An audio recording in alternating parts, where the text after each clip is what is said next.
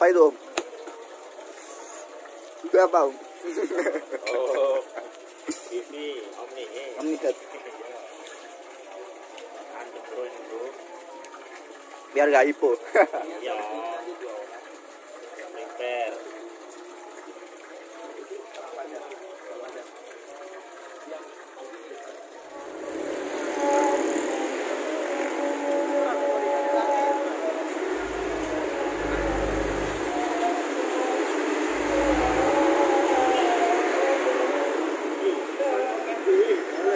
Apa eh?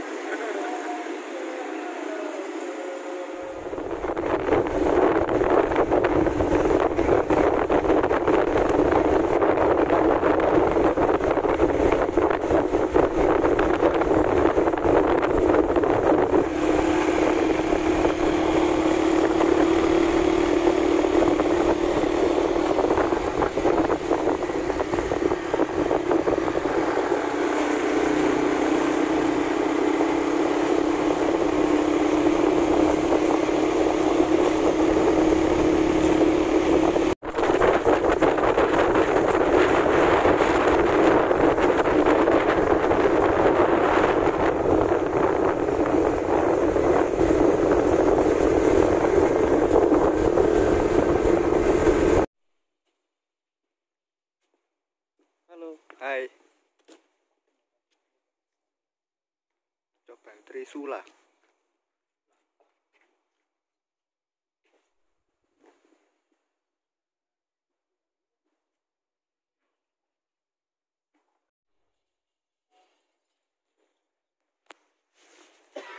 Asik juga ini.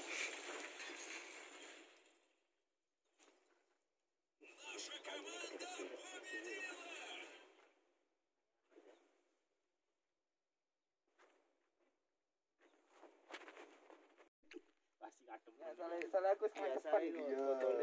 Tentang ini kan ini lebaran. Bulan kira tak sepi. Tentang 3 bulan setengah ya. Oh? 3 bulan setengah. Masa wis 3 bulan setengah bisa. Oh, 3 bulan setengah yo. 3 bulan setengah aku 1 sekali. Itu kan dia kan umurnya 4 bulan ayo. Lah kok sikit sehat iki jono nang sing ngene blas. Dikon anu lah obatan Mas. Kan. Besar tahun ini lah.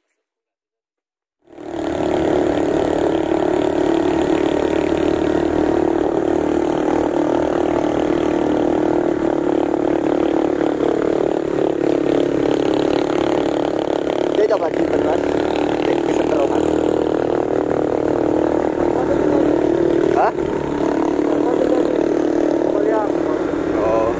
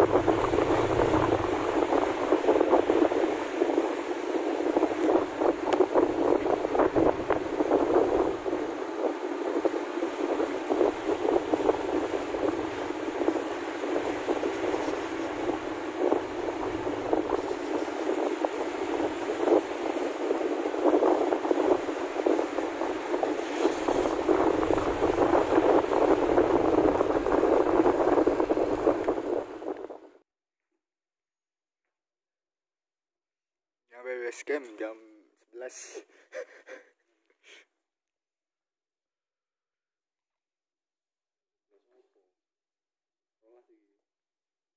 Iya dah.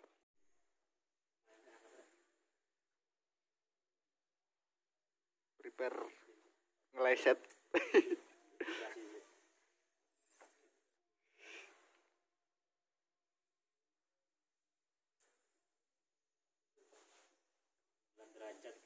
Ya guys, gimana nih guys? Nanti diragum guys. Amin.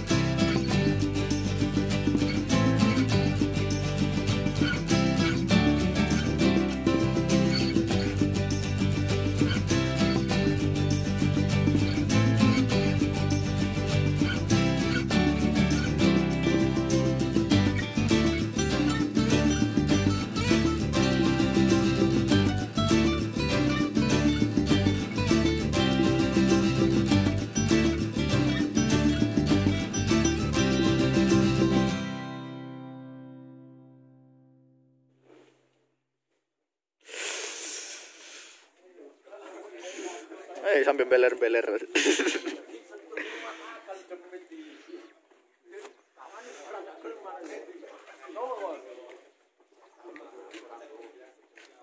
Dingin.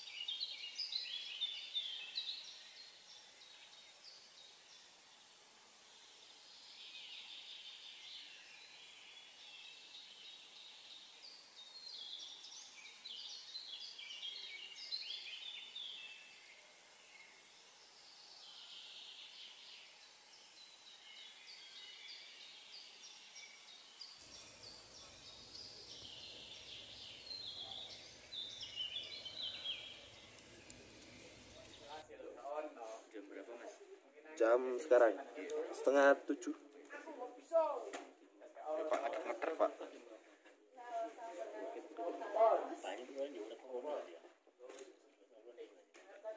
Di sana opet. Ono Cocolkan di sana cocolkan. ngarepe anu briefing. Iya. Jadi tanggal 23 ya. Udah ngejar kalau mangan nih.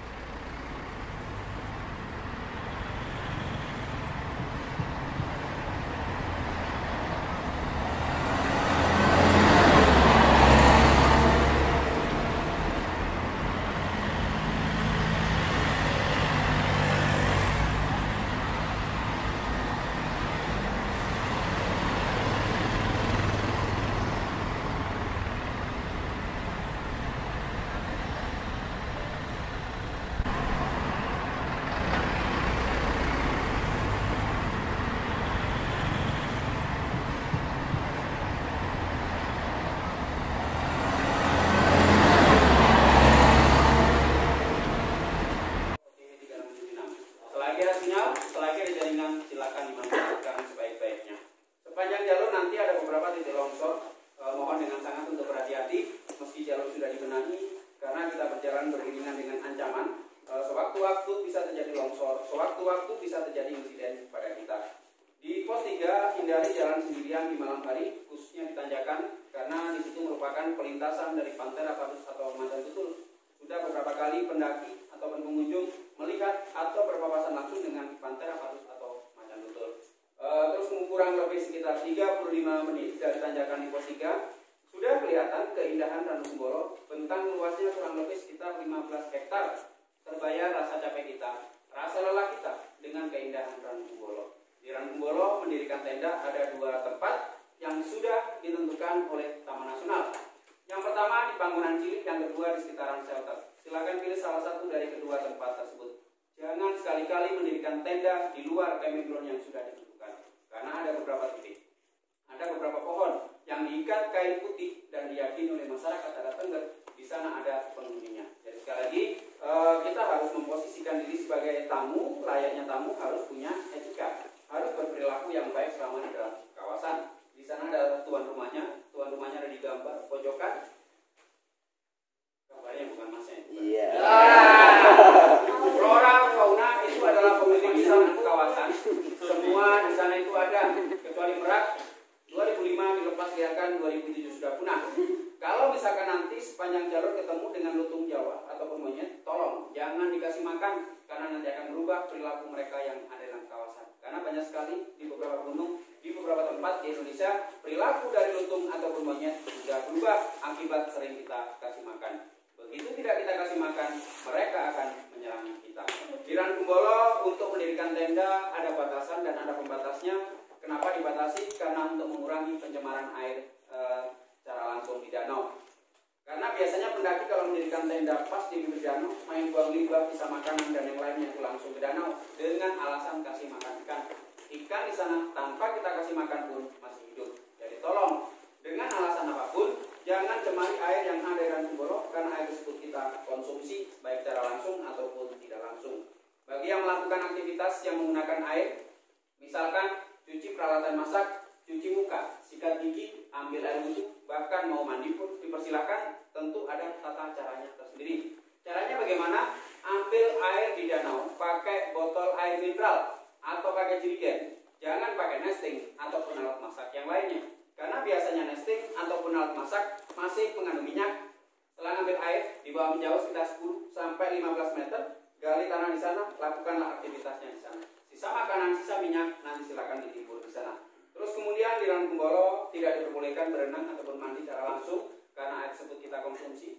Alasan yang kedua, suhu di Ranum Kumbolo itu kisaran antara 5 derajat, 0, bahkan bisa -5, bahkan bisa -15. 2-3 hari terakhir ini suhu sudah mulai semakin ekstrim. Jadi tolong benar-benar perhatikan, jangan sampai kita berenang ataupun mandi secara langsung karena badan kita bisa kram, tidak bisa bergerak dan akhirnya tenggelam.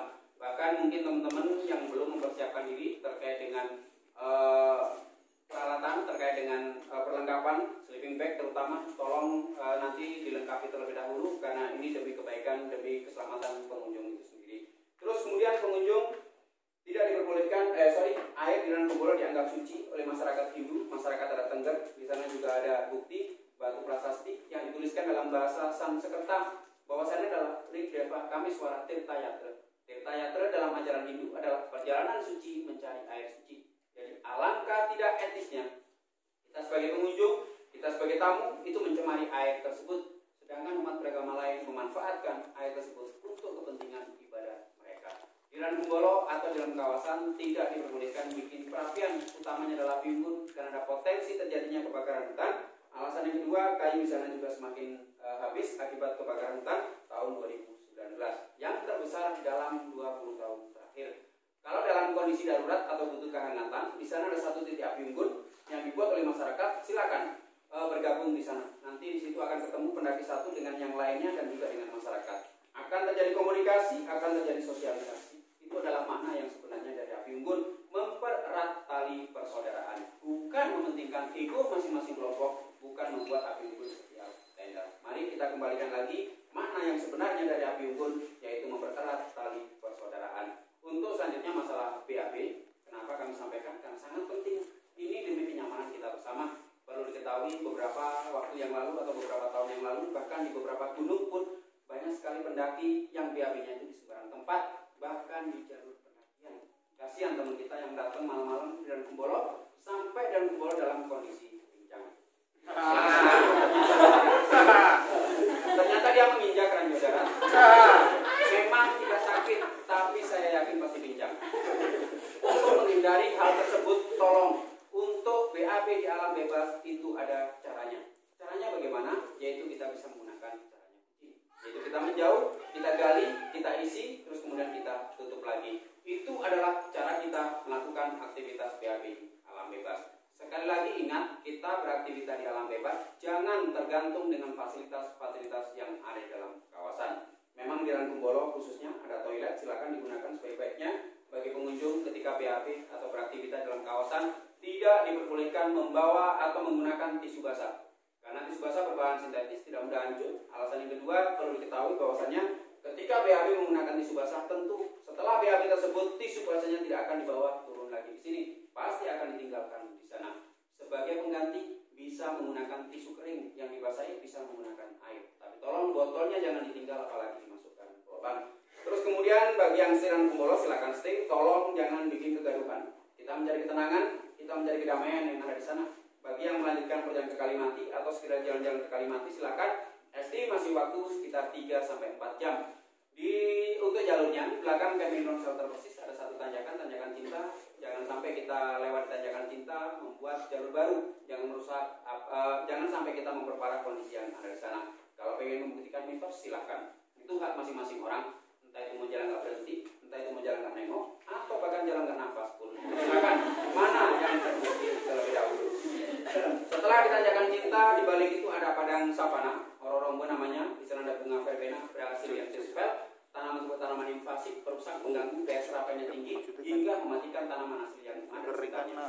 Meskipun demikian, jangan dipetik dan jangan dibawa pulang karena dikhawatirkan nanti cara yang salah akan memperparah kondisi yang ada di sekitarnya, akan merusak ekosistem yang ada di sekitarnya. Silakan dinikmati saja, di foto-foto atau yang dari rumah sudah punya rencana mau bikin video klip segala macam silakan sambil bernyanyi kayak film India. Ceweknya sini satu, cowoknya sini satu, tengah-tengah tabrakan. Silakan. Setelah di Rorobo nanti ada Timur Kandang, lalu ada Jambangan. Di Jambangan hindari jalan sendirian di malam hari karena di situ adalah areal kekuasaan dari Pantera Padus atau Macan Tutul.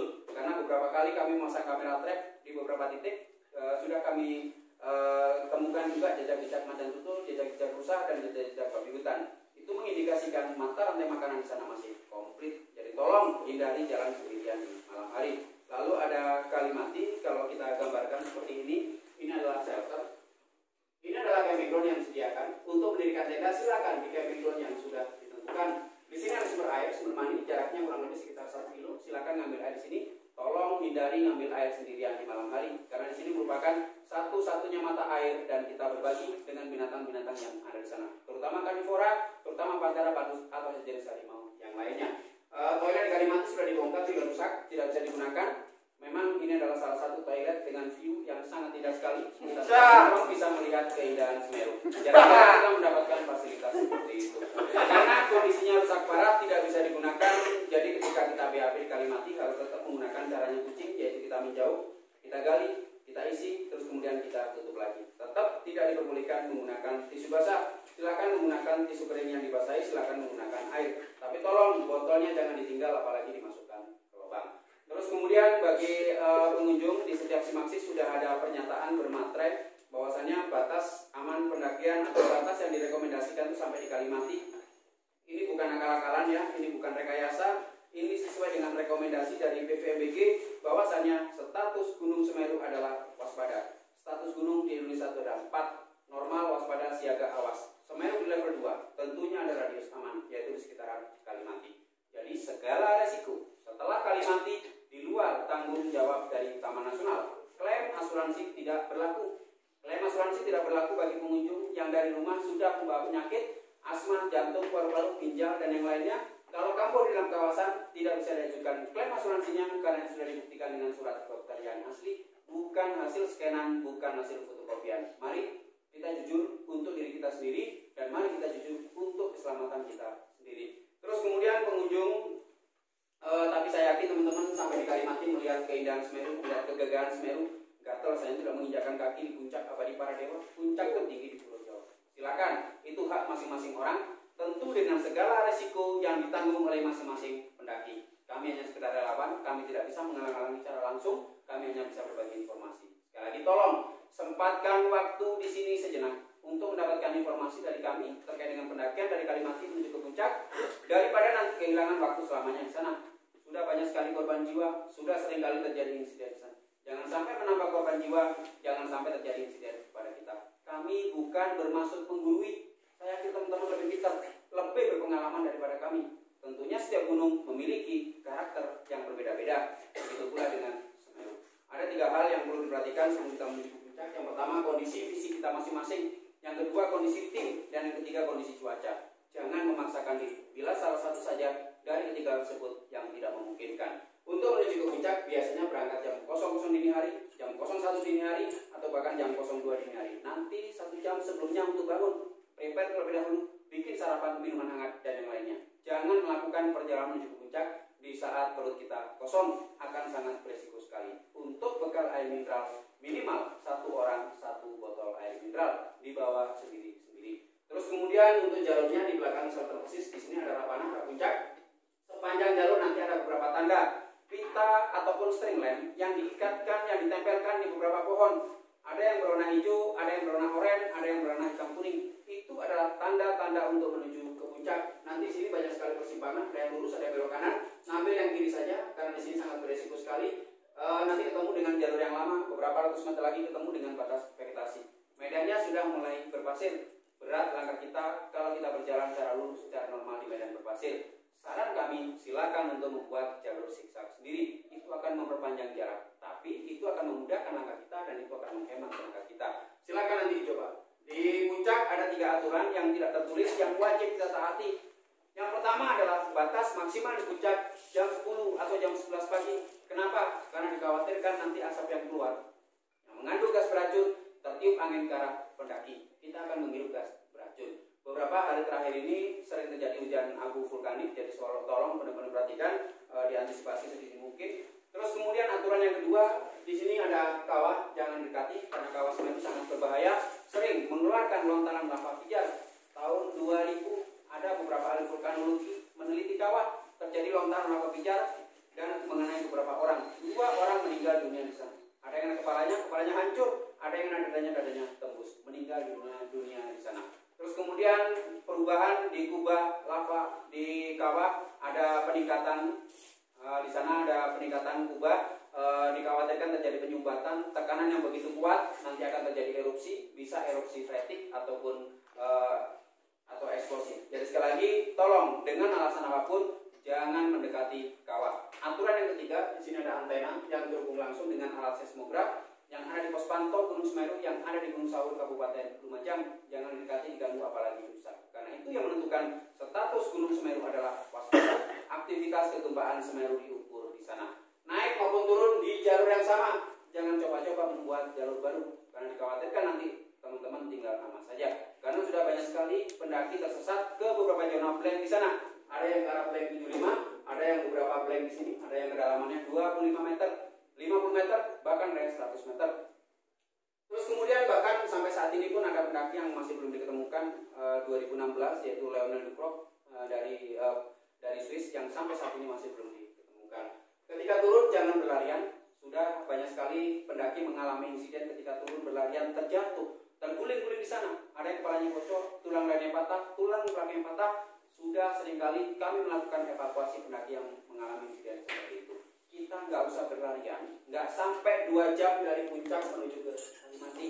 Berbanding terbalik ketika waktu kita naik, butuh waktu sekitar 5 sampai 6 jam untuk menuju ke puncak. Terus kemudian ketika turun di sini ada acuan pohon yang diikat kain kuning putih mengkilat. Inilah acuan kita untuk menuju ke Kalimati.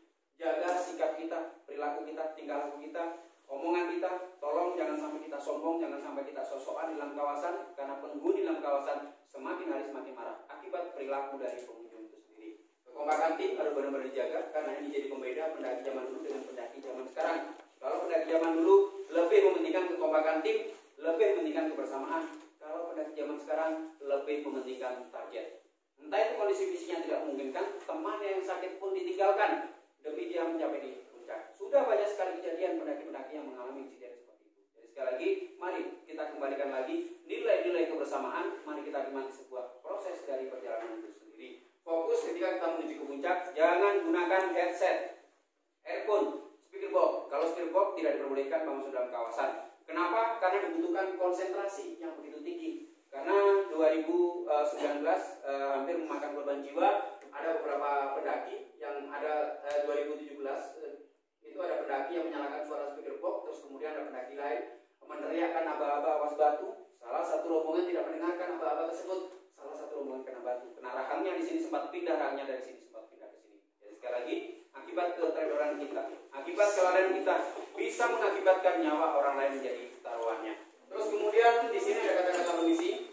Ada tuan rumahnya juga. Tolong dalam bahasa apapun kita berdoa menurut agama dan kepercayaan kita masing-masing. Saya yakin dengan niat baik kita, tuan rumah yang ada di sana tidak akan mengganggu kita, justru akan mengantarkan kita turun kembali ke Kalimati atau bahkan Ranupani. Tujuan kita bukan di puncak. Tujuan kita adalah kembali ke rumah dengan sehat dan selamat, dan tentunya dengan ganti profil. Di setiap simaksi sudah ada checklist logistik, perbekalan, perlengkapan barang-barang yang dibawa dalam satu tim. Terkait dengan perlengkapan harus sesuai dengan standar minimal yang diberlakukan di sini. Terus kemudian perbekalannya kaitannya dengan masalah sampah. Kalau misalkan dalam satu tim bawa air mineral 10, ada botolnya 010 harus dibawa turun lagi sini. Mie instan 10, bungkusnya 010 juga harus dibawa turun lagi di sini. Kalau tidak membawa sampahnya turun, nanti ada 2 sanksi. Yang pertama akan disuruh kembali lagi ke atas mengambil sampahnya, tentu dengan porsi yang lebih banyak. Kalau tidak mau, satu tim akan ditarik identitasnya, akan dicatat dan kemudian akan di blacklist. Tidak boleh memasuki kawasan Taman Nasional Bromo Tengger Semeru atau 5 tahun, 10 tahun atau bahkan mungkin selamanya. Terus kemudian pengunjung di sini juga sudah ada catatan. Saya siap membawa sampah keluar dari kawasan TNBTS. Sampah sekecil apapun, sepanjang perjalanan jangan main lempar, jangan main buang sembarangan tempat. Silakan nanti dikantongin, digabung dengan sampah satu tim, kemudian dibawa turun lagi ke sini. Masa sih kita bawa air mineral minimal 1,5 liter ke atas kuat, turun tinggal botolnya saja isi angin, kenapa nggak kuat? Kita kita masih sepakat. Mayoritas masyarakat Indonesia masih rendah kesadarannya tentang sampah. Mari kita awali mulai dari saat ini. Mari kita awali mulai dari diri kita sendiri. Mari kita jadikan Indonesia yang lebih baik. Kami hanya sekedar relawan. Sejak 2014, apa yang kami sampaikan mulai dari pagi sampai sore kurang lebihnya adalah sama. Kami mencoba tidak patah semangat. Kami mencoba tidak putus asa memberikan informasi kepada pengunjung semuanya. Kami hanya sekedar relawan. Kami tidak ada gaji. Kami tidak menerima upah. Kalau misalkan pendaki tidak suka dengan apa yang kami sampaikan, silakan. Kalau misalkan ada pendaki cuek atau ada pendaki yang muak dengan apa yang kami sampaikan juga, silakan.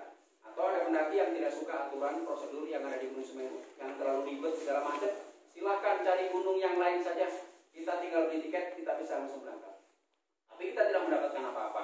Kami di sini mencoba menjadi tuan rumah yang baik. Kami sambut tamu kami berikan informasi apa yang ada di dalam rumah kami sendiri. Terus kemudian pengunjung tidak diperbolehkan membawa barang-barang yang tidak layak dibawa ke dalam kawasan. Tadi sudah kita sebutkan, tisu basah silakan dititipkan sini. Parang, golok tidak diperbolehkan. Yang diperbolehkan adalah pisau maksimal panjang mata pisaunya adalah 15 cm. Alat musik sekecil apapun, harmonika, gitar, ukulele, speaker aktif, speaker box tidak diperbolehkan bawa masuk dalam kawasan. Alat pancing, petasan, kembang api, flare, drone juga tidak diperbolehkan karena sangat mengganggu aktivitas binatang-binatang yang ada di sana. Kalau nanti ketahuan dalam kawasan, barang-barang tersebut akan disita dan tidak ada jaminan diambil kembali. Yang berhak menyita warga lokal, petugas dan relawan yang ada di dalam kawasan. Terus kemudian pengunjung yang dapat pesanan bunga tulis jangan dipetik. Kalau yang mau diambil silahkan, fotonya saja sebanyak-banyaknya. Nanti tunjukkan kepada teman kita, kepada pacar kita. Kalau teman kita, pacar kita kurang yakin, ajak mereka ke Ranah Bolong untuk melihat bunga tulis yang asli. Saya rasa itu lebih bijaksana kalau saya dengan teman kita. Saya rasa lebih romantis kalau dengan pacar kita. Mari kita perlakukan alam ini dengan bijaksana. Terus kemudian pengunjung tidak diperbolehkan. Pengunjung yang dapat pesanan sponsor, tulisan-tulisan, dapat salam-salam. Misalkan salam dari Bolo, salam dari Puncak Mahameru. Kapan nenek kesini? Misalkan silakan nanti sebelum berangkat ditulis terlebih dahulu. Nanti spidol, pilot, tip X silakan dititipkan sini. Kenapa spidol, pilot, tip X tidak diperbolehkan? Karena kami khawatir terjadi vandalisme di kawasan. Alam kita itu indah tanpa coretan-coretan kita. Alam kita itu indah tanpa tangan jari kita. Mari kita jaga bersama-sama. Di akhir session kami akan mengecek kelengkapannya. Biasanya kami bongkar carrier-nya satu persatu. Kami lihat, kami rapat apakah sesuai dengan standar apakah tidak. Itu biasa kami lakukan. Kami mencoba untuk membiasakan diri karena ini bukan demi kami. Ini semata-mata demi keamanan dan demi kenyamanan pengunjung itu sendiri. Kami hanya ingin tanya, tolong jawab dengan jujur. Apa benar satu orang satu sleeping bag? Ya. Tenda kapasitasnya 50% dari kapasitas normal. Ya. Logistiknya cukup. Bagi yang ke puncak pakai sepatu. Ya. Terus kemudian untuk hand sanitizer, masker, bawa masing-masing. Sekali lagi terkait dengan protokol kesehatan terkait dengan masker, tolong gunakan ketika kita ngumpul sama orang banyak. Tapi kalau jalan, saya yakin teman-teman tidak akan menggunakan karena kalau jalan pakai masker juga tidak memungkinkan karena pasti akan ngap. Mungkin sampai di sini ada yang kurang jelas, ada yang perlu ditanyakan. Sudah jelas? Kalau sudah jelas, kalau sudah paham, berarti tidak ada alasan lagi pendaki yang melanggar aturan, tidak ada alasan lagi pendaki yang memetik bunga tulis, dan tidak ada alasan lagi pendaki yang meninggalkan sampah di dalam kawasan. Mari kita mengutamakan keselamatan diri kita sendiri, dan mari kita mengutamakan kelestarian kawasan yang ada Taman Nasional Gunung Semeru. Terima kasih sekali lagi, kami mohon maaf yang sebesar-besarnya. Nanti ketua rombongan silakan kami panggil ketua rombongannya. Nanti yang ketua rombongan silakan keluar lewat pintu samping sini saja untuk menukarkan tiket di loket. Setelah dapat tiket bisa langsung berangkat. Terima kasih, saya dari sini. Wassalamualaikum warahmatullahi wabarakatuh. Waalaikumsalam. Ganang Mongan.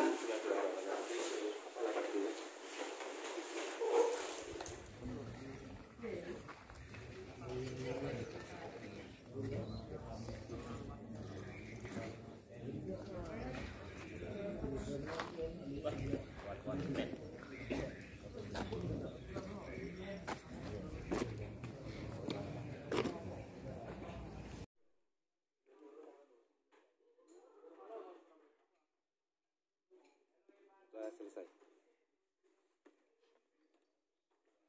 Yuk. Iri-iri. Ini ya? Iya. Apa ini? Semeru kiri-kiri mana ya? Ciraru. Apa mau? Semeru. Kiri-kiri.